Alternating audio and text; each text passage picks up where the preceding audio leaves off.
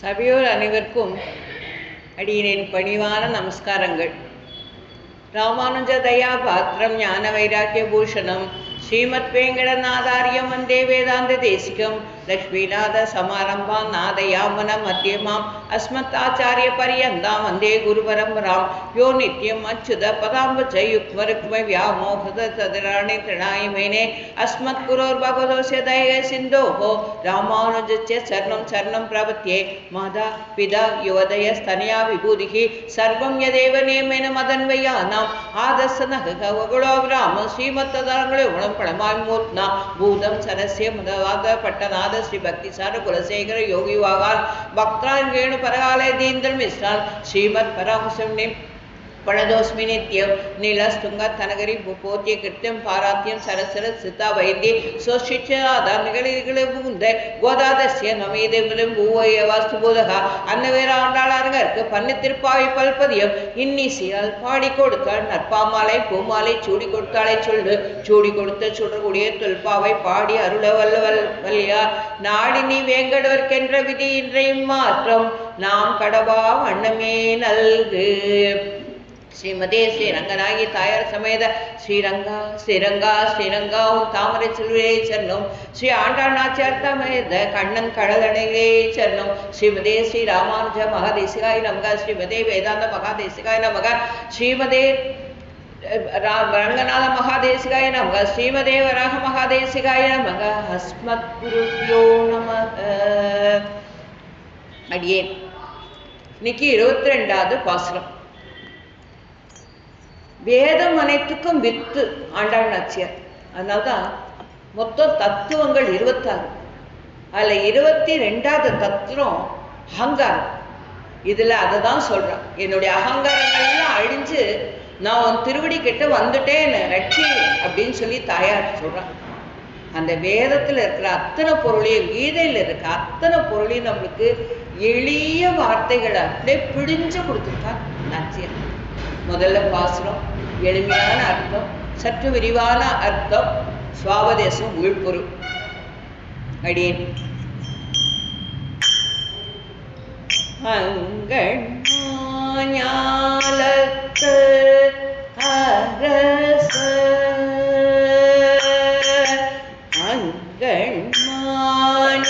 அங்கண்மாஞாலத்து அரச அபிமான பங்கமாய் வந்து அபிமான பங்கமாய் வந்து நின் பள்ளி கட்டின் கீழே சங்கமிரு பார்ப்போல் வந்து தலை பெய்தோம் சங்கம் இரு பார்ப்போல் வந்து தலை பெய்தோம் கிங்கிணி வாய் செய்த கிங்கிணி வாய் செய்த தாமரை பூ போலே செங்கண்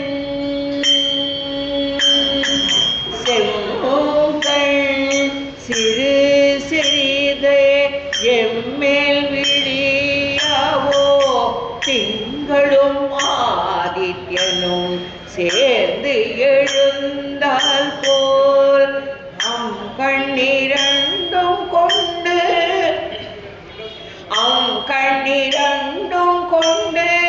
எங்கள் மேல் நோக்குதியேல் அம் கண்ணிரண்டும் கொண்டு எங்கள் மேல் நோக்குதியேல் எங்கள் மேல் சாபம்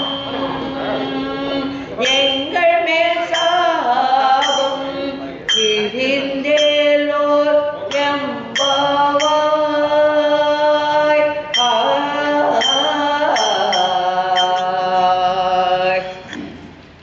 அகங்காரம் அழிய பெற்று நம்மளுடைய அகங்காரத்தை எல்லாத்தையும் அழிச்சிடும் இந்த பாசுரம்.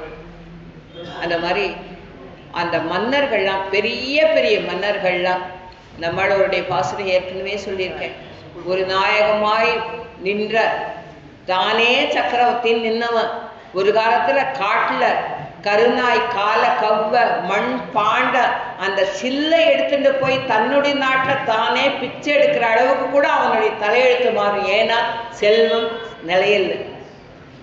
ஆனால் ஒன்றும் தேவும் உயிரும் ஆய் நின்ற அன்று உலகத்துல எதுவுமே இல்லாத இருந்துட்டு என்னுடைய ஜீவன்களை நான் படைக்கணும், அவளுடைய கர்மத்தை தொலைக்க வச்சு என்கிட்ட பரமபத்துக்கு கூட்டுக்கணும்னு சொல்றானே அந்த நாராயணன், அவன் சாஸ்வதம்.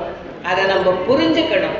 அந்த மாதிரி அகங்காரம் அடியை பெற்று நெருங்கி வந்து பகவான் இருக்கிற அந்த இடத்துல பள்ளி கட்டின் கீழே அவன் பள்ளி கொண்டிருக்கிறானே, அந்த பள்ளி கட்டின் கீழே அவன் தரிசனம் கிடைக்காதாங்கிறதுக்கோசரம் காத்துட்டு இருக்கிற அந்த அரசர்கள்லாம் அகங்காரம் தொலைஞ்சதுக்கு அப்புறம் வந்தா.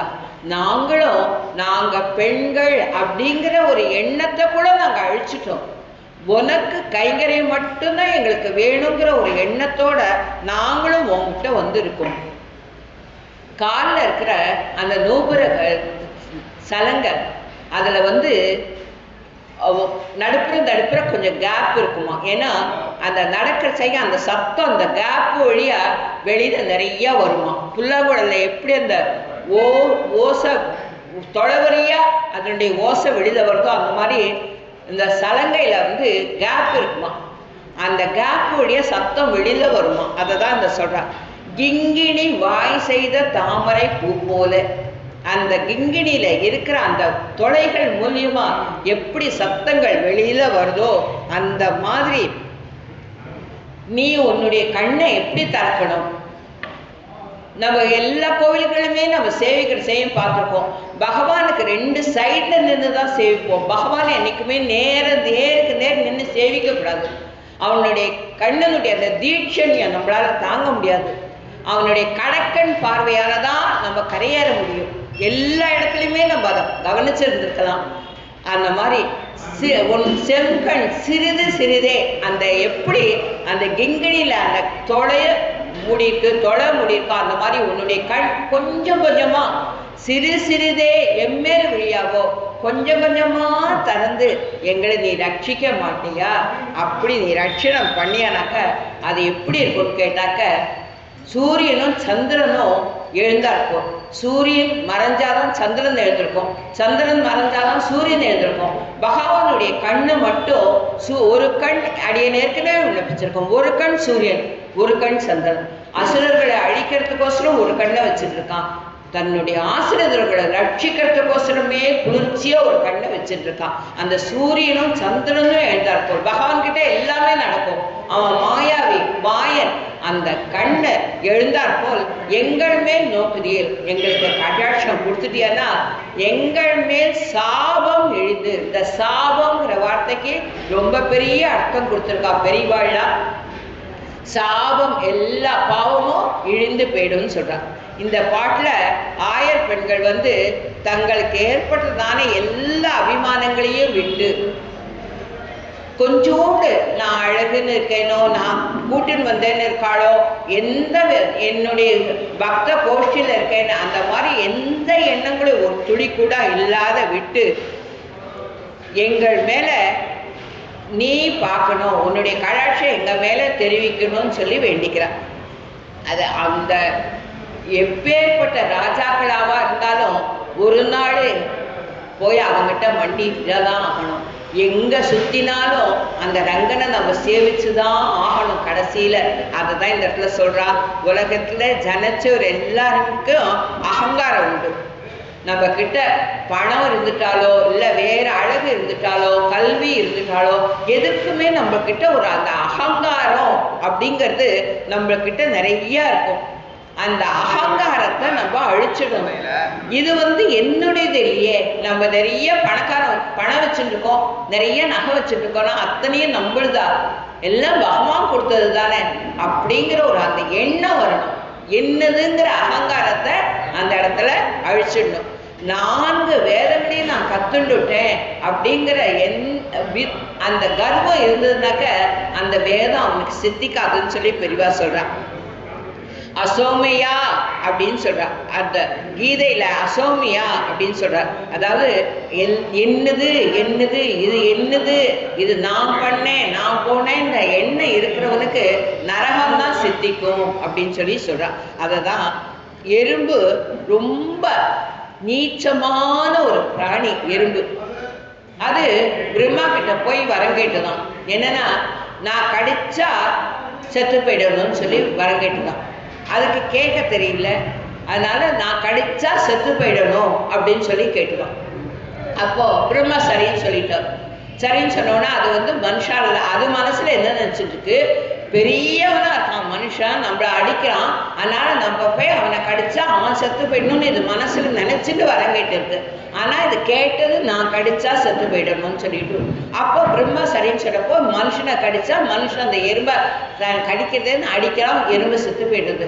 திருப்பி எல்லாமா பிரம்மாட்ட போய் கேட்டுதான், நீ என்ன கேட்ட, நீ கடிச்சா செத்து போடணும்னு சொன்ன, நீ ஏன் போய் அவளை கடிக்கிற, நீ கடிச்சியானா நீ செத்து போறதா இது பண்ண. அந்த மாதிரி அந்த எறும்பு அந்த மூட்டைப்பூச்சி கொசு ஈ எல்லாத்துக்குமே நம்மளுக்கு கொடுக்க ஒரு கஷ்டம் கொடுக்கறதுனாக்க, ஒரு காலத்துல நம்ம யாருக்கான கஷ்டம் கொடுத்துருந்தோமானாக்க அவாதான் எறும்பா ஈயா கொசுவா இந்த ஜென்மத்துல நம்மளை படுத்துவான்னு ஒரு அர்த்தம். ரெண்டாவது அர்த்தம், அது சின்ன பிராணியா இருக்கோண்டா அதுக்கும் அகங்காரம் இருக்கிறதுனாலதான், அந்த எறும்புக்கு அகங்காரம் இருக்கிறதுனால தானே மனுஷன் நாம் கடிச்சா அவன் செத்து போகணும்னு கேட்டுது. அந்த அவளுக்கும் அகங்காரம் இருக்கு அப்படின்னு தான் சொல்றான். மாமிசம் ரத்தம் ஊயம் மூத்திரம் இது எல்லாம் நிறைஞ்சது இந்த சரீரம். அந்த சரீரத்துல நம்மளுக்கு அபிமானம் இருக்கு. எப்ப பாரு இந்த சரீரத்தை தான் நம்ம பேணி பாதுகாக்கணும்.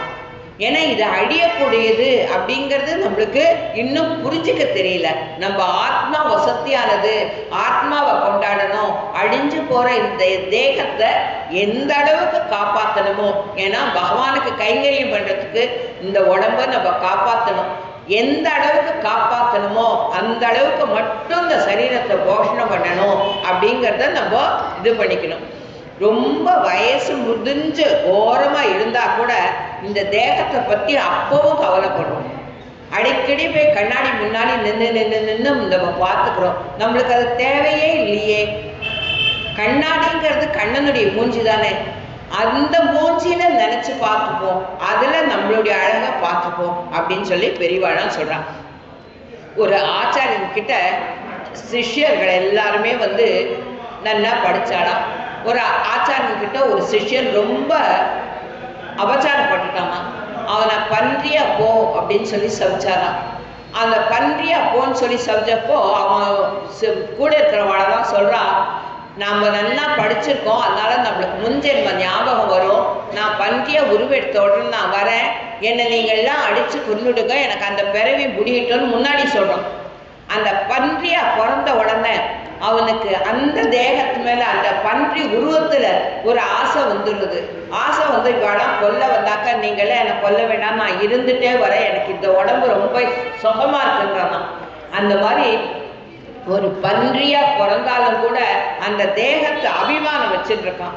அந்த மாதிரி அந்த இருக்கக்கூடாது அப்படிங்கிற இதுல அந்த பெருமான் கிட்ட யாரெல்லாம் எப்படி தூஷிச்சாலும் அவளை பொறுத்துண்டு பாகவத்தை என்ன சொல்றது, ஸ்வாகத் சக்கரம். எல்லாருமே பிரம்மா சிவன் வருணன் எல்லாருமே அபச்சாரப்பட்டு அத்தனை பேரும் பெருமான் கால்கீழ போய் விழுந்து என்னை ரட்சிக்கணும்னு சொல்லி கேட்டதுதான் சரித்திரங்கள் நிறைய இருக்கு. பரித்யக்ஷா மயாலங்கா அப்படின்னு சொல்லி சொல்றது. நீ என்னை கைவிட்டிட்டியானா, விபீஷன் கேட்குறான் ராமனை, நீயும் என்னை கைவிட்டிட்டியானா நான் இருக்கிறதுக்கு வழியே இல்லையேன்னு கேட்குறான். அப்போ ராமன் சொல்கிறான், என்கிட்ட சரணாகதியாக வந்துட்டா எத்தனை பேர், சுக்ரீவன் அனுமான் ரங்கதன் எத்தனை ஜாம்பவான்னு எத்தனை பேர் தடுத்தாலும் நான் உன்னை காப்பாற்றுவேன்னு சொல்கிறான். அந்த மாதிரி அவன் ரொம்ப ரொம்ப வசதியானவன் பகவான். அவங்கிட்ட போகிறதுக்கு நம்மளுடைய அகங்காரத்தை ஒழிச்சிடணும். இந்த பாட்டில் மனுஷனுக்கு ஏற்பட்ட ஒரு அகங்காரத்தினுடைய நாசம் சொல்லப்படுகிறது.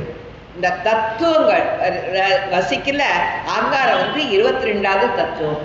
அவ வேதம் அனைத்துக்கும் வித்து. அதனால 22வது பாசுரமா இந்த அகங்காரத்தை அழிக்க வேணுங்கிறதுக்கு அந்த கர்வம், அபிமானம், அகங்காரம் இது எல்லாத்தையும் அழிக்கணும்னாக்க நம்ம அவன் திருவடியில சரணாகதி பண்ணிக்கணுங்கிறத இதுல எடுத்து சொல்றான். இதுல இப்ப தாயார நப்பினை பிராட்டி இவாளோட சேர்ந்து விட்டா. எப்படி பகவானை அணுகணுங்கிறது தெரியாது. தாயார் வழிகாட்டினாக்கா அணுகிடுவோம், பகவானுடைய திருவடியை நம்ம அடைஞ்சிடுவோங்கிறத தாயார் எடுத்து சொல்ல இவாள்லாம் அந்த மாதிரி போய் சேர்றான். ரொம்ப பல கஷ்டங்கள். ஒரு பிரம்மா முதல்ல குரங்க படைக்கிறாராம். குரங்க படைக்க செய்ய உனக்கு 40 வயசு கொடுக்கட்டுமான்னு கேட்குறாரு. ஐயோ வேண்டாம், நாங்களுக்கெல்லாம் இருக்கிறதுக்கு இடம் கிடையாது, மரத்தை தாழணும், எங்கே பழம் இலை கிடைக்கும்னு பார்க்கணும், எங்களுக்கு 20 வருஷம் போடுறதுன்னு குரங்கு சொல்லிடுதான். அது குரங்குக்கு அடுத்தது மிருகங்கள் எல்லாரும் கேட்குறான். நாய் அந்த மாதிரி மிருகங்களை கேட்குறாரு. அவளும் எனக்கு 20 வயசு போயிடுதுன்னு சொல்லிடுது.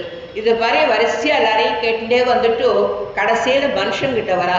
உனக்கு அவள்லாம் 20 வயசு போருங்கிறா, உனக்கு 20 வயசு போருமான்னு கேட்டாக்க அப்போ மனுஷன் சொல்கிறான்னா எனக்கு 100 வயசாவது வேணும்னு கேட்குறானா. சரி, அவளுக்கு எல்லாத்துலேயும் கழிச்ச 20 வருஷத்தையும் சேர்த்து உன்னுடைய 20 வருஷத்துல வேத நூல் பிரயங்கள் 100, உனக்கு 100 வயசு கொடுக்குறேன் அப்படின்னு சொல்லி சொன்னார். பிரம்மா நம்மளெல்லாம் படைச்சிருக்காராம். அந்த மாதிரி நம்ம வருஷங்கள் வேணும், இந்த உலகத்தில் வாழணும்னு தான் நம்ம ஆசைப்படுறோமே தவிர நம்ம அவங்கிட்ட போய் சேரணுங்கிறத இது பண்ண. அதனால மனுஷ ஜென்மம் உயர்ந்தது ஒரு விதத்துல ரொம்ப தாழ்ந்தது. அதை தான் இந்த இடத்துல எடுத்து காட்டுறான்.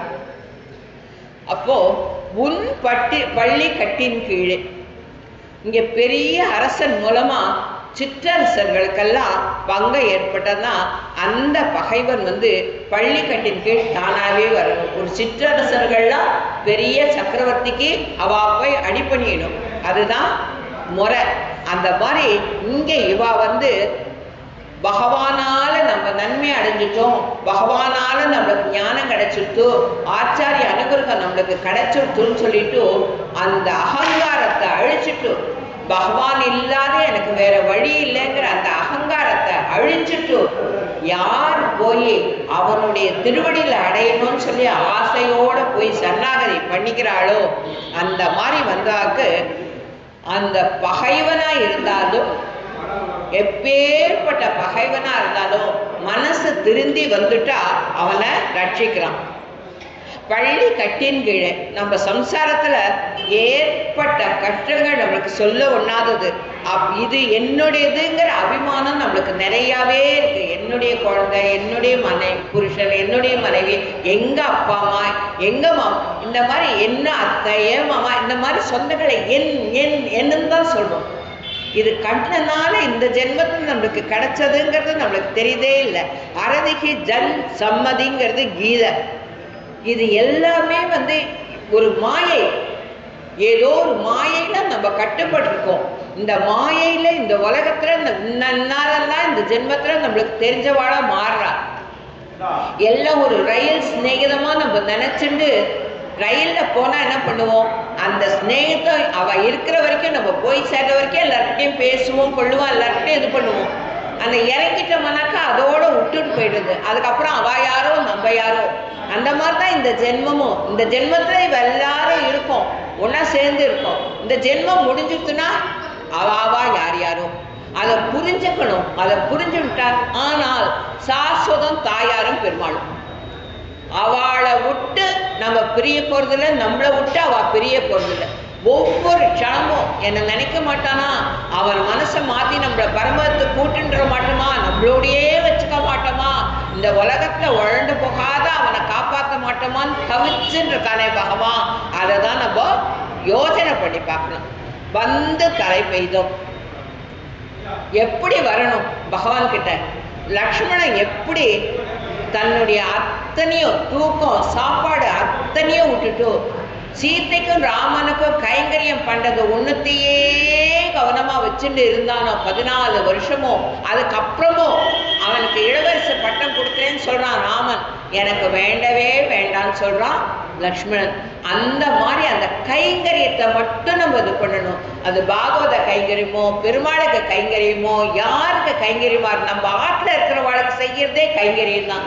அந்த கைங்கரியத்தை மட்டும்தான் நம்ம எதிர்பார்க்கணும்.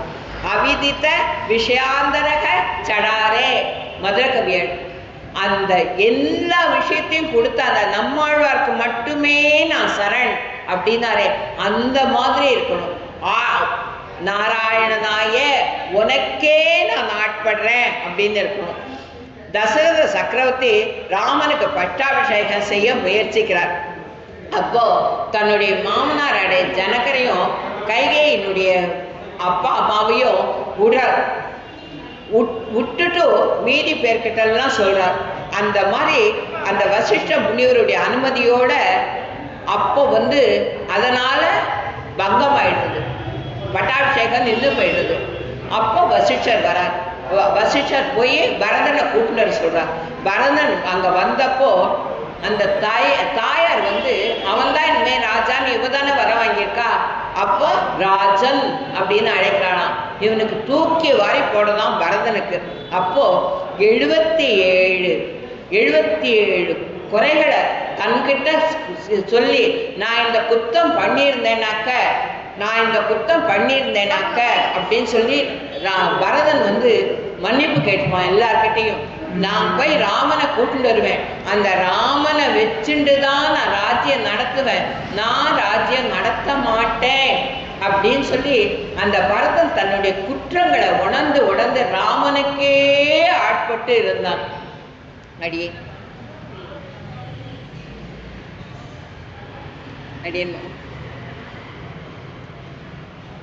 அங்க ஒவ்வொரு இடத்துலையும் பரதம் பட்ட அந்த அவஸ்தைக்கு அளவே கிடையாது.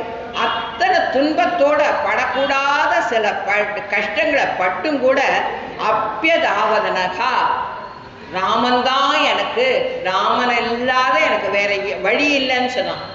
அனுமனை பார்த்து சீத்த பிராட்டி ராமனுக்கும் வானரங்களுக்கும் எப்படி சம்பந்தம் ஏற்படுதுன்னா தேவி ஏவம் மையா ஜதகா அப்படின்னு சொல்லி ஹனுமான் எடுத்து காட்டுறார். அந்த மாதிரி காட்டுற கிருஷ்ணன் குழலுதுறான். அப்போ அந்த இனிய நாதத்தை கேட்ட உடனே அவங்கிட்ட எல்லா ஆயர்குல பெண்களும் ஈடுபட்டு போயிடுறான். அவனே கண்ணனுடைய குழல்ல ஈடுபட்டு போயிடுறான். அப்போ ஆற்றுல பெரியவா எல்லாரும் இருக்கா. சமயந்தின்னு ஒத்தி அவ கண்ணனுடைய குழல் ஓசையில ஈடுபடுறான். அவனை போய் பார்க்கணும்னு சொல்லிட்டு வாசல் வரைக்கும் வரான். வாசல்ல பெரிய மாமனார் சின்ன மாமியார் எல்லாருமே நிறைய பேர் உட்காந்து பேசின்னு இருக்கான். அங்க நின்னுவோ அவளை தாண்டி வெளியில போகக்கூடாது. பெண்களுக்கு அந்த காலத்துல ரொம்பவே கட்டுப்பாடு ஜாஸ்தி. அப்போ அந்த கதவுல அப்படியே சாஞ்சிண்டாளாம். சாஞ்சிண்டு அந்த குழல் ஓசையில அப்படியே மயங்குறான். அதே சமயம் தன்னால நேரம் சேவிக்க முடியலையே, நான் பாவி ஆயிட்டேனே அப்படின்னு சொல்லி மனசார அவ வருத்தப்படுறான். அந்த மனசார அவ வருத்தப்பட்டதுனால அவளுடைய பாவங்கள் ஒழிஞ்சது. அவனை சேவிக்கணும்னு ஆத்மார்த்தமா ஆசைப்பட்டதுனால பகவான் அவளை தன்கிட்ட சேர்த்துட்டான். அவளுடைய பிராணன் அப்படி நின்ன நிலையிலேயே போயிடுத்தான். நேர பகவானுடைய திருவடியில போய் சேர்ந்துட்டா அப்படின்னு சொல்லுவா. அந்த மாதிரி அந்த முதல் காரியம் நம்ம பண்ற தப்ப நம்ம உணரணும். 2வது காரியம் யார்கிட்ட அபச்சாரப்பட்டமோ முடிஞ்சா கூடுமான வரைக்கும் அவாக்கிட்டேயே போய் நம்ம மன்னிப்பு கேட்கணும். முடியலையா கண்ணங்கிட்ட பெருமாள் சன்னதியில போய் நில்லுங்கோ. அவங்கிட்ட கண்ணீர் மல்க, கண்ணீர் கசிந்து உருகி நான் தெரியாம இந்த தப்பை பண்ணிட்டே என்னை மன்னிச்சுடுன்னு கேட்க அந்த மன்னிப்பு கேட்கிற அந்த குணம் வேணும். ஈகோ இல்லாத இருக்கணும். அந்த மாதிரி அந்த குழலோசை கேட்டு அவள எப்படி வந்தாலோ அந்த மாதிரி தலை பெய்தோம். பதி சுதத்னயக உங்ககிட்ட வந்தோம், எல்லாத்தையும் விட்டுட்டோம். நாங்க பண்ண என்னால என்ன முடிஞ்சதோ, இந்த சரீரத்தால என்ன முடியலோ அந்த கைங்கரிய பண்றதுக்கு எனக்கு அனுமதி கொடுன்னு கேட்டுதான் உங்ககிட்ட வந்திருக்கோம். உங்ககிட்ட நான் வேற எதுவுமே யாசிக்கல அப்படின்னு சொல்றான். அந்த மாதிரி ஒத்தே வராத இந்த பல்பரப்பும் பிறந்த என்ன நீ இன்னைக்கு ஒன்ன புரிஞ்சுக்க வச்சிருக்க. இந்த ஜென்மத்துல கண்ணன் ஒருத்தன் இருக்கான், அவனை ஆச்சாரியன் மூலியமா சரணாகதி பண்ணிட்டா இந்த பிறப்பை அறுத்துருவான், இனிமே பிறக்காத அளவுக்கு நம்மளை வாழ வைப்பான் அப்படிங்கிற ஞானத்தை இந்த ஜென்மத்துல நீ எனக்கு கொடுத்துட்ட. அந்த வாலி வதம் ஆன வரைக்கும் ராமனை கண்ட தாரைக்கு ராமன் தான் தெய்வம் அப்படிங்கிறது நல்லா தெரிஞ்சு போய் தன்னுடைய கணவனை கொண்டுட்டாளேன்னு கோபத்தோட வந்தவோ ராமன் தெய்வம் தெரிஞ்ச உடனே அவங்கிட்ட நான் அபச்சாரப்பட்டுட்டே என்னை மன்னிச்சுடுன்னு கேட்டேன். அந்த மாதிரி வந்து தலைமையிடும் எங்க அகங்காரம் எல்லாத்தையும் அழிச்சிட்டு நாங்க பண்ண அத்தனை தப்பையும் நினைச்சு உருகி உங்ககிட்ட மன்னிப்பு கேட்டு வந்து தலை பெய்தோம். எல்லா அகங்காரத்தையும் விட்டுட்டு உன் கால்களை வந்து நிற்கிறோம் அப்படின்னு சொல்லி சொல்றான். நலனுடைய ஒருவனை அணுகினம் நாமே அப்படின்னு சொல்லி ஆழ்வார் சொல்றார். நலமுடைய ஒருவனை நல்லார் ஒருவருடன் அவர் பொருட்டு பெய்யும் மழை.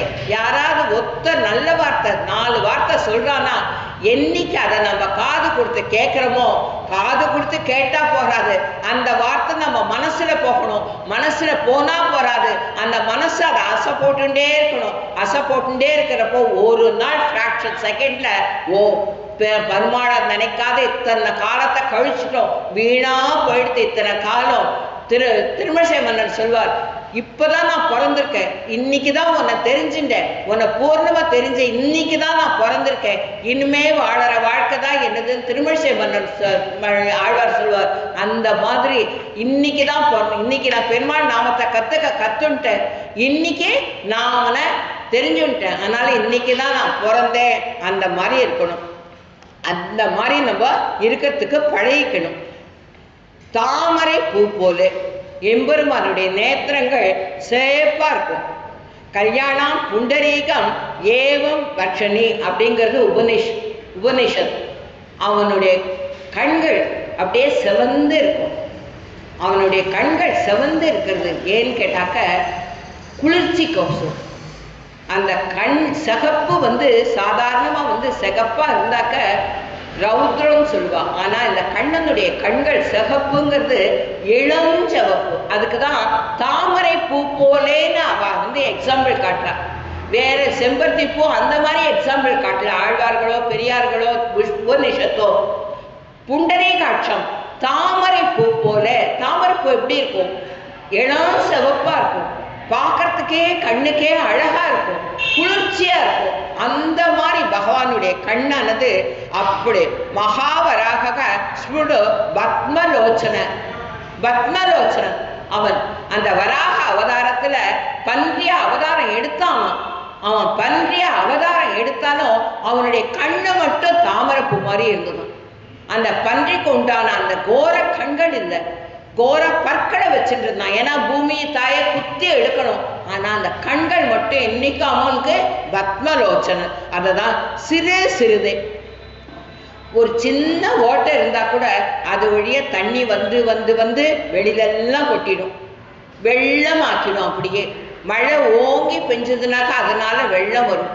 ஆனா சிறுதே நீ கொஞ்சம் கொஞ்சமா விழிச்சு பார்க்கணும். ஏன்னா நீ டக்குன்னு வளர்ந்து பார்த்துட்டியானாக்க அதனால் தாங்காது, இந்த உலகமே தாங்காது.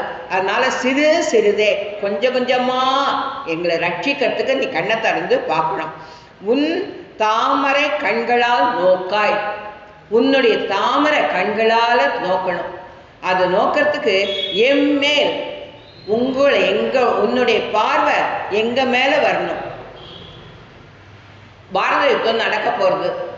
அப்போ அர்ஜுனனும் துரியோதனனும் கண்ணங்கிட்ட போய் அவனுடைய ஒத்தாசை வேணும். ஏன்னா கடைசியில துரியோதனுக்கு ஒத்துக்கிறான், கண்ணன் தான் கருந்தெய்வம், அவனுடைய ஒத்தாசையில தான் எதுவுமே நடக்குங்கிறத தெரிஞ்சுட்டு போய் அவங்கிட்ட ஒத்தாசை கேட்கணும்னு போறான். போனப்போ முதல்ல துரியோதனன் போறான். உள்ள போனப்போ கண்ணன் தூங்குறாப்புல நடிச்சுன்னு இருக்கான். என்னைக்குமே அவன் நடிக்கிறவன் தான். அப்போ இவன் அர்ஜுனன் என்ன பண்றான், அகங்காரம். அவன் கண்ணை திறந்து பார்த்தா நம்மளதான் முதல்ல பார்க்கணும்னு சொல்லிட்டு அவன் தலைமாட்டுல பக்கத்துல போய் நின்னுக்கிறான் துரியோதனன். அர்ஜுனன் வரான் பின்னாடி, பார்த்தான். நேரம் அவனுடைய கால் மாட்டுல போய் நின்றுட்டான்.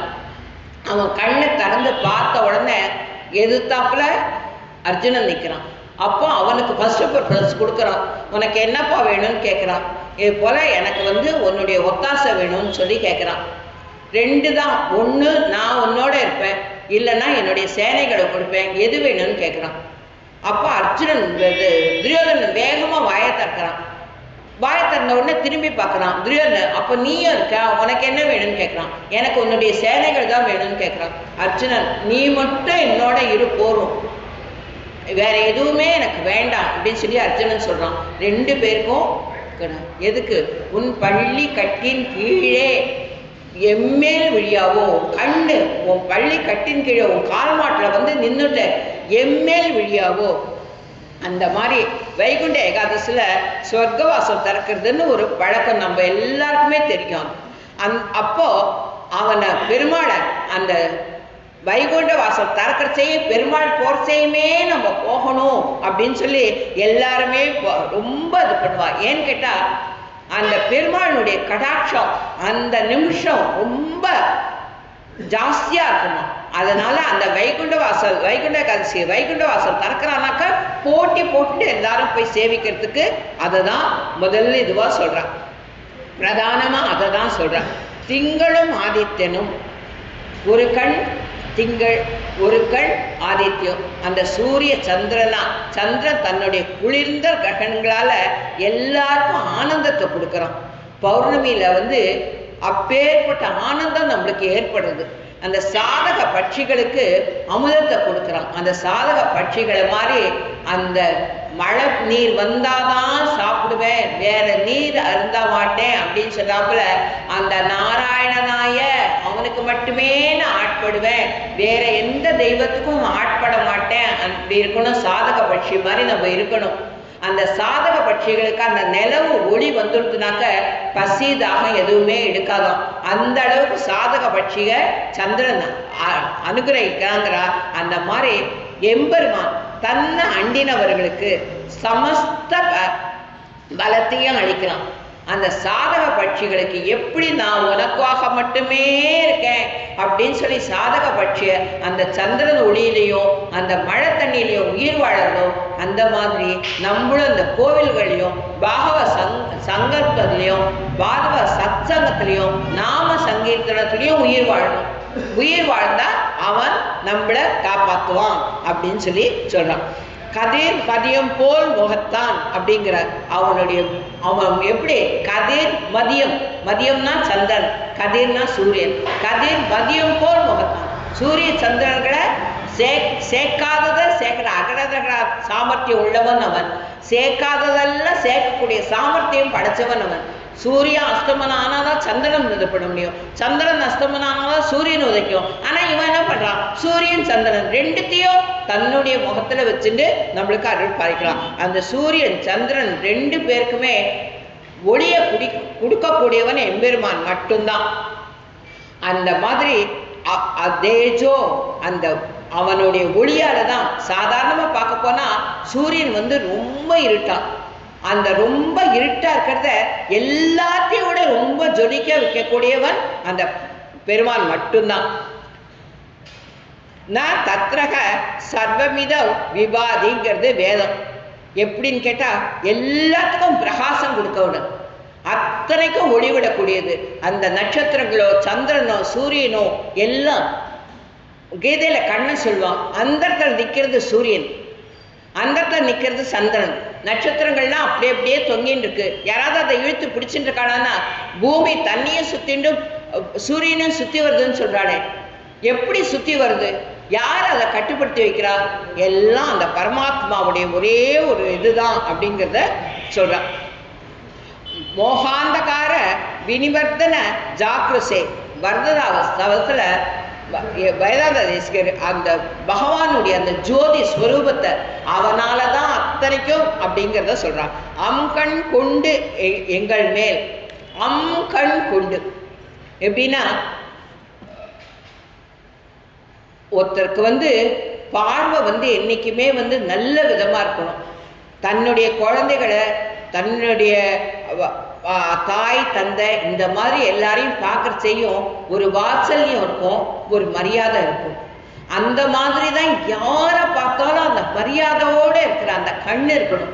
யாரையும் காம கண் கொண்டு கோர கண் கொண்டு விகாரமாக யாரையுமே பார்க்கக்கூடாது. அந்த மாதிரி நம்ம இருக்கணும் அப்படிங்கிறார். அந்த மாதிரி என் நெஞ்சினால் நோக்கி காணீர் என்னை முனியாதீர். என் நெஞ்சினால் என் நெஞ்சில் இருக்கிற அந்த நல்ல எண்ணத்தோட இவா நம்மளுக்கு வேண்டியவா, இவா நல்லவா அப்படின்னு தான் எல்லாருமே நம்ம நல்லவான்னு நினைக்க அவா நல்லவாளா மாறிடுவா. அவகிட்ட ஏதாவது குத்தங்குறைகள் இருந்தாலும் கூட அது மாறிடுங்கிறத சொல்றா. அந்த மாதிரி ஆச்சாரியரை அடையிறதுக்கு 6 காரணங்கள் சொல்லப்பட்டிருக்கு.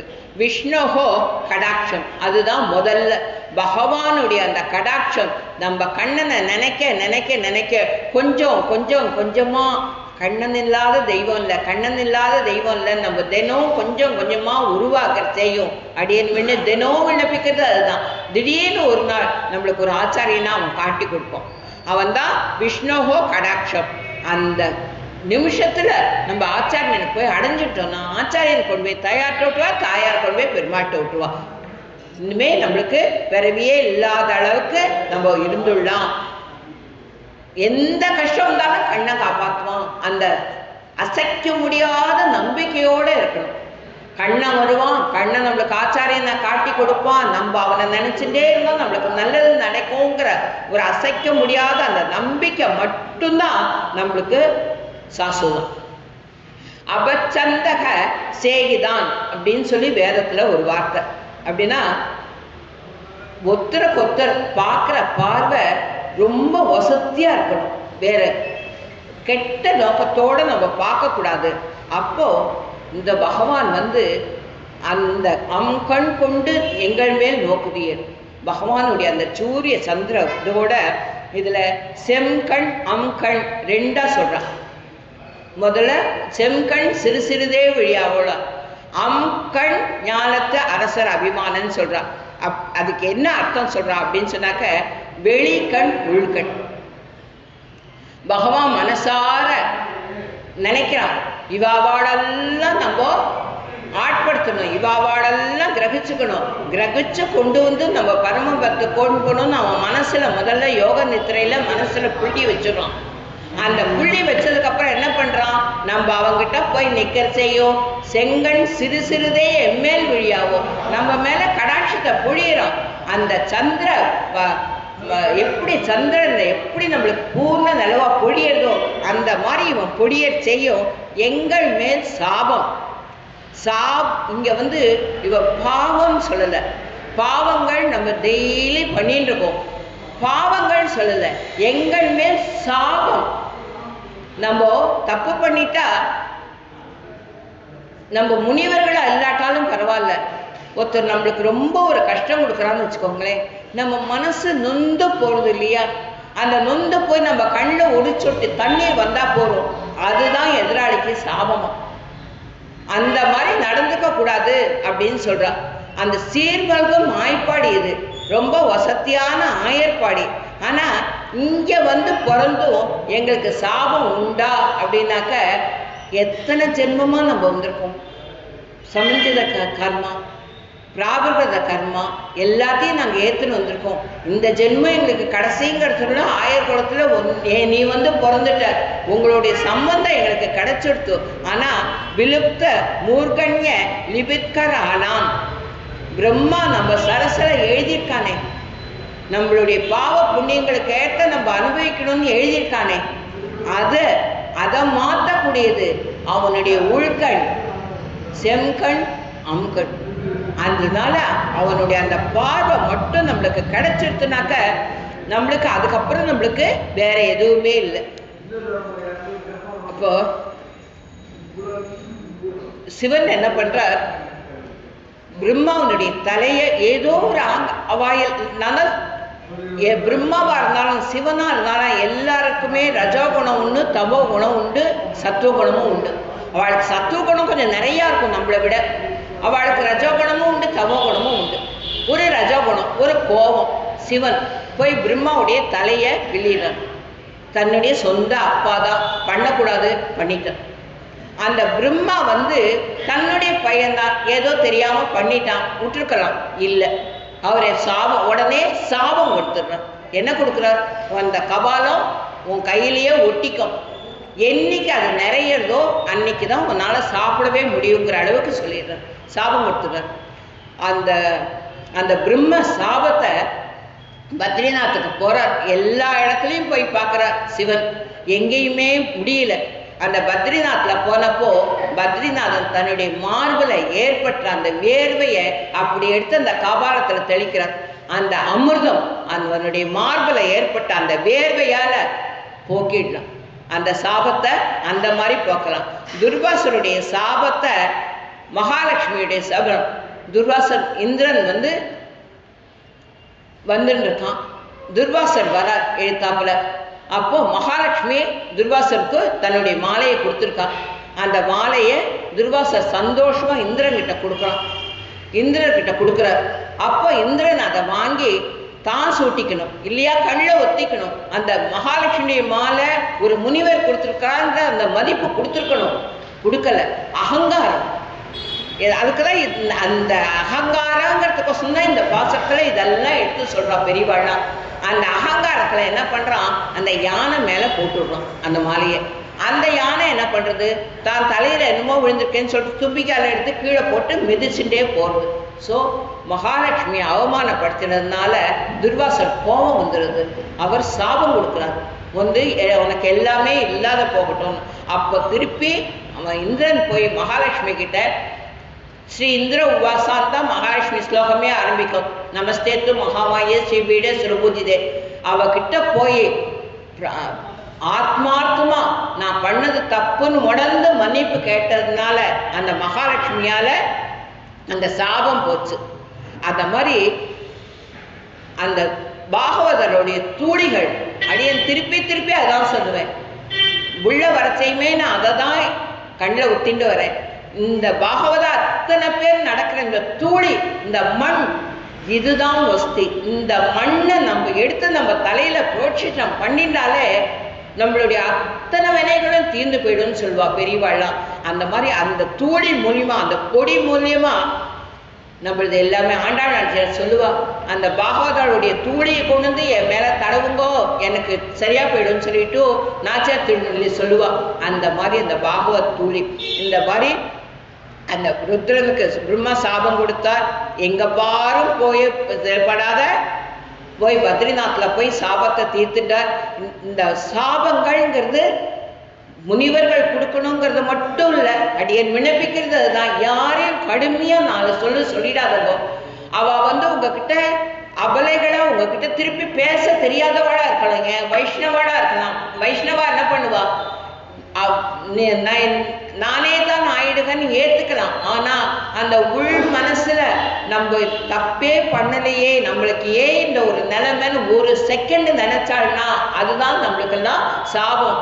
அந்த சாபம் இழியறதுக்கு, அந்த சாபம் நம்மளை விட்டு போகிறதுக்கு, அதுக்கோசரம் ததா ததா ராகவ பாதரட்சே ஜடகிரன சகைத ஜடில கடமது மகுட அப்படிங்கிறது ரகுவீர கத்திரத்துல ராமனுடைய பாதுகையை பற்றி வேதாந்த தேசிகர் எடுத்து சொல்றது. அந்த ரகுவீர கத்திரம் பூரா ராமனை பற்றினது, யாதுவாப்தம் பூரா கிருஷ்ணனை பற்றினது. அவள்லாம் பெரியவாள்லாம் அனுபவிச்சிருக்கிறத நம்மளும் கொஞ்சம் கொஞ்சமாக அனுபவிக்கிறதுக்கு நம்மளுக்கு ஒரு ஆசை வரணும். இந்த இடத்துல தேம்பால் இனத்திங்கள் சிறை விடுத்து அப்படிங்கிறார். அப்படியாவது இந்த விபூதி பாவம் பிராப்தத்தை கர்மா, இந்த கர்மங்கள்லாம் பாவங்கள்லாம் கழியணும்னாக்க அவங்ககிட்ட வேண்டிக்கணும். என்ன வேண்டிக்கணும்னாக்க எங்கள் மேல் அப்படிங்கிறத எப்படின்னா எம் கண் மேல் உன் கண் விழிக்க வேண்டும், கண்கள் ஒன்றோடு ஒன்று கலக்க வேண்டும்னு ஒரு தனி அர்த்தத்தை கொடுக்குறார். பெருமானுடைய கண்ணை நம்ம டைரக்டா பார்க்க முடியாது, அவனுடைய சைட்ல தானே நின்று பார்க்குறோம். அவனுடைய கடைக்கண் காட்சி, உன்னுடைய கடைக்கண்ணால நீ நோக்கினா போகணும் தான் எல்லாருமே சொல்லியிருப்பா. அவனுடைய கடாட்சம் நம்மளுக்கு கிடைச்சிருச்சுனாக்க அதுவே நம்மளுக்கு ரொம்ப பெருசு அப்படின்னு சொல்றான். இப்போ உட்பொருள் பார்க்கலாம். அழகிய கண், அந்த எல்லா புலன்களையும் குறிக்கக்கூடியது. ஆழ்வார் சொல்வார், அவனுடைய எல்லாமே தாமரை மாதிரி இருக்கும், அவனுடைய நிறம் மட்டும் தாமரை இலை மாதிரி இருக்கும்னு அனுபவிக்கிறோம். உடல்ல இருக்கிற ஒவ்வொரு உறுப்பும் தாமரை பூ மாதிரி இருக்காங்க. கைகள் தாமரை, கால்கள் தாமரை, கண்கள் தாமரை, எல்லாமே தாமரை. ஆனா உடல் நிறம் மட்டும் தாமரை இலை மாதிரி இருக்கும். அந்த மாதிரி கருத்த பச்சையில இருக்கும். அந்த மாதிரி ஆழ்வார் அனுப்பிக்கிறாப்புல அவனுடைய ஒவ்வொன்றுமே அழகு. அதுல உபலட்சணம் இதுக்கு என்ன சொல்றான்னா, மா ஞாலம் அப்படின்னா நம்ம கிட்ட இருக்கிற இந்த இந்திரியங்கள், கண், காது, மூக்கு, கால், கை, இதெல்லாம் இந்த பிராணவாயு எல்லாத்தோடையும் சேர்ந்தது மகத் அப்படிங்கிறது. அந்த தத்துவத்தை பிரகிருதி பரிணாமமாக பிரகிருதி வளர்றதுக்கோசரம் மகத்தை பெருசா புலன்கள்ல நயனம் பிரதானம். நம்மளுக்கெல்லாம் கண் தான் பிரதானம். அந்த கண் ஆகையினால ஆண்டாள் என்ன சொல்றாளா, மையிட்டு எழுதும் கண்களின் வியாபாரத்தை. கண்களை அழகப்படுத்திக்க கூடாது, நம்ம கண்களை கவர்ச்சிகரமா வச்சுக்க கூடாது. நம்மளை பார்த்து 2 பேர் கையெழுத்து சேவிக்கிறாப்புல இருக்கணும், நம்மளை பார்த்து விகாரமா இது பண்ணக்கூடாது. அதை தான் இந்த இடத்துல ஆண்டாளாச்சார் எடுத்து கொடுக்குறான். அந்த மாதிரி ஆழ்வார்கள்லாம் இந்த கண்ணுக்கு நிறைய பிரதானத்தை கொடுத்துருக்கா. ஞானத்தை அரசர் இந்த சரீரத்துல வசிக்கிற ஜீவாத்மா மனசை அந்த ராவணனுடைய 10 தலையை நம்மளுடைய சரீரத்துக்கு ஒப்பிடுவா. ஒவ்வொன்றும் கைகளோ கால்களோ மனசோ கண்களோ காதோ எல்லாமே அந்த ராட்சச குணம் உடையது. எங்கெங்கெல்லாம் பார்க்கக்கூடாதோ அங்கெல்லாம் அந்த கண்ணு பார்க்கும், எதெல்லாம் கேட்கக்கூடாதோ அதெல்லாம் அந்த கால் கேட்கும், எதெல்லாம் சொல்லக்கூடாதோ வாய் சொல்லும், எதெல்லாம் சாப்பிடக்கூடாதோ அதை இந்த கை சாப்பிடும், எங்கெல்லாம் போகக்கூடாதோ இந்த கால் போகும், எதெல்லாம் நினைக்கக்கூடாதோ அத்தனையும் இந்த மனசு இழுக்கும். அந்த மாதிரி 10 ராட்சச குணங்களை கொண்டது இந்த இந்திரியங்கள். இதை ஜெயிக்கணும், இந்த மனசை கட்டுப்படுத்தணும். அந்த மனசை கட்டுப்படுத்துக்கு என்ன வரும், மாதவம் என்னும் கோவிலை நம்ம மனசுல கட்டணும். அவன் உட்கார்ந்துட்டானா எல்லாத்தையுமே அவன் பார்த்துப்பான். ஒவ்வொரு மனுஷனுக்கும் ஆயுள் வரைக்கும் 10 கூட்டி சொல்றா பெரியவா. எப்படின்னா ஒவ்வொரு 10லும் ஒவ்வொரு தன்மை நம்மளுக்கு வரும். 10 வயசு வரைக்கும் ஒரு பதட்டம் இருக்கும், நம்ம என்ன பண்ண போறோம், எப்படி வளர போறோம், ஏதா இருக்க போறோம்னு சொல்லியிருக்கோம். அதுக்கப்புறம் 2வது 10ல இருமாப்பு, நம்மளா கொஞ்சம் படிக்கிறோம், நம்மளா கொண்டு வளர்ந்துட்டோம், அந்த இருமாப்பு நம்ம கிட்ட இருக்கும். 3வது முறுக்கு, நம்ம கல்யாணம் பண்ணிக்கிறோம், நம்ம வீடு கட்டிட்டோம், நம்ம அந்த வேலையில சேர்ந்துட்டோம், இந்த வேலையில சேர்ந்துட்டோம், அந்த முறுக்கு இருக்கும். 4வதுல நாட்டம், எல்லாம் இன்னும் எவ்வளோ சம்பாதிக்கலாம், இன்னும் 10 வீடு வாங்கலாமா, இன்னும் அந்த மாளிகை கட்டலாமா, இன்னும் இந்த சொகுசு கார் வாங்கலாமா, எல்லாத்துலேயும் நாட்டம். 50வது வயசுல அலைச்சல், இது எல்லாத்தையும் கட்டி காக்கணுமே, யார்கிட்ட கொடுக்கறது, எப்படி கட்டுறதுன்ற அலைச்சல். 60வது வயசுல ஆட்டம், இந்த சைஸ் உடம்பு ஆடி போயிடுது. 60 வயசுக்கு மேல நம்மளுக்கு ஒரு சக்தி இல்லாத போயிடுது. 70ல ஏக்கம், அப்பதான் நம்மளுக்கு துணிவுன்னு ஞானம் வருது. ஐயோ இத்தனை வருஷத்தை வீணாக்கிட்டோமே அப்படின்னு சொல்லிட்டு ஏக்கம் வருது. 80ல தூக்கம், 80 வயசு ஆகிட்டா போகும், ஒரு அரை மணி நேரம் கிடைக்காதா அப்படி படுத்துன்ற மாட்டோமா, தூங்க மாட்டோமான்னு தூக்கத்தில் போயிடும். அதுக்கப்புறம் 90 வயசு ஆயிடுத்துனாக்க வாயால் மூச்சு விட்டுறது நிற்காதா, பகவான்கிட்ட போய் சேர்ந்துட மாட்டேனா, இந்த ஜென்மம் முடிஞ்சு போயிடாதா அப்படிங்கிற ஒரு ஏக்கம் வர ஆரம்பிச்சிடும், மூச்சு இறைக்க ஆரம்பிச்சிடும். அந்த மாதிரி உடம்பு நம்புழுது. இந்த உடம்பை வச்சுண்டு இந்த 10 இந்திரியங்களை வச்சுண்டு எவ்வளோ ஆட்டம் நம்மளுக்கு ஆட முடியுமோ அத்தனையும் ஆடுறோம். இதெல்லாத்தையும் புரிஞ்சுக்கணும். புரிஞ்சுண்டு இந்த சரீரத்தினால என்ன நல்லது பண்ண முடியுமோ அத்தனை நல்லதையும் பண்ணுவோம். இந்த மனசால பகவானை எத்தனை நாமம் சொல்ல முடியுமோ அத்தனை நாமத்தையும் சொல்லுவோம். சங்கம் இருப்பார் போல் நித்திய சூரிகளோட அங்க கூட்டம் கூட்டமா இருக்கானே, அந்த மாதிரி அந்த அவனுக்கு கைங்கரியம் பண்றதுக்குன்னே அவள்லாம் இருக்காளே, அந்த மாதிரி இதோ இவாள்லாம் கைங்கரிய பரர்களா, இவா எத்தனை பேர் இருக்காளே, இவாளெல்லாம் பார்த்து கத்துக்கணும். நம்ம ஒரு சின்ன கைங்கரியமாவது பண்றதுக்கு நம்மளுக்கு மனசுல ஒரு ஆம்பிஷன் வரணும். நான் பண்ணியே தீருவேன், இவாளுக்கு இந்த ஒத்தாசை பண்ணணும், சின்ன கைங்கரியமா இருக்கட்டுமே, ஒரு தொடக்கத்தை வச்சு அப்படி பெருக்கிறதா இருக்கட்டுமே, ஒரு இடத்துல சுத்தப்படுத்துறதா இருக்கட்டுமே, அந்த கைங்கரியங்கிறது ரொம்ப வசதிங்கிறத எடுத்து சொல்றான். அதக அப்படின்னாக்க இந்த சம்சாரத்துல சரீரத்துக்கு அது அதிகமா நீங்க கொடுக்காதங்க, இம்பார்ட்டன்ஸ் கொடுக்காதங்கோ, கண்ணனுக்கு கொடுங்கோ, நம்ம மனசை கொடுங்கோ. அந்த மாதிரி ததபாலோ தாடி தாடி சுதக அப்படின்னு சொல்றார். அந்த மாதிரி தூங்க செய்யும் அப்படின்னு ஏற்கனவே நிறைய விண்ணப்பிச்சிருக்க. நம்ம தூங்க செய்யும் பகவானுக்கும் நம்மளுக்கும் சம்பந்தம் ரொம்ப நிறைய இருக்கும். அதை பகல்லையும் ஏற்படுத்திக்கிறதுக்கு நம்ம பழகிக்கணும். எப்பப்போ நேரம் கிடைக்கிறதோ அந்த பகவானுக்கும் நம்மளுக்கும் உள்ள சம்பந்தத்தை, அவனுடைய சேஷிதங்களை நினைக்கிறதோ, அவனுடைய நாமங்களை சொல்றதோ, அவனை நினைச்சு உருகிறதோ, எதையாவது ஒன்றை பண்றதுக்கு நம்ம கண்டிப்பா பழகிக்கணும். ஸ்வச்ச ஸ்வாது சைதாவதாத மந்தாகினி விந்ததே சாத்திய வேதானாம் சௌ அப்படின்னு சொல்றது. எம்பெருமானே, உன்னுடைய திருக்கண்கள் உபாயம் செய்த பிறகும் குற்றம் செய்கிறானே, நீ கடாட்சத்துக்கு அப்புறமும் குற்றம் செய்கிறானே, அதனால நீ கொஞ்சம் கண்ணை மூடிக்கும், அப்புறம் சிறு சிறிதே என் மேல் விழி.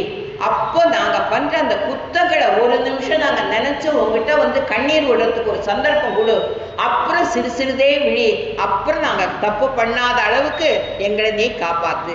எல்லா பாவங்களும் போய்விட்டாலும் சர்வகஞாத வேண்டியதுக்கு தடங்கலான பாவம் அடியேன் ஏற்கனவே விண்ணப்பிச்சேன். நம்ம இருக்கிற பாவம் புண்ணியம் எல்லாத்தையும் உதறினால்தான் விட்டாதான் அவங்கிட்ட போக முடியும். இந்த உடலையே ஆத்மாவா நினைக்கிறது தப்பு. நானே சுதந்திரம், என்னாலே பண்ண முடியும், நான் பண்ணேன், எனக்கு தெரிஞ்சது, நான் கத்துண்டேன், நான் படித்தேன், இந்த நானே, நான் சுதந்திரம், நான் தான் பண்ணேன்னு அப்படி நினைக்கிறது மகா தப்பு. பிறர்க்கு அடிமை வேண்டாத இந்த உலகத்துல இருக்கிற பெரிய மனுஷாளுக்கெல்லாம் போய் அடிமையா நினைச்சிட்டு அவளுக்கு போய் கைங்கரியம் பண்றது. அவன் இருக்கான், அவனுக்கு கைங்கரியம் பண்ணா போற வழிக்கு புண்ணியம். உலகத்துல இருக்கிற மனுஷாள் பகட்டா இருக்காளே, அவகிட்ட போறது, அவ பகட்டா பேசுறவாளுக்கு அவளுக்கு போய் அடிபணிஞ்சு நிக்கிறது.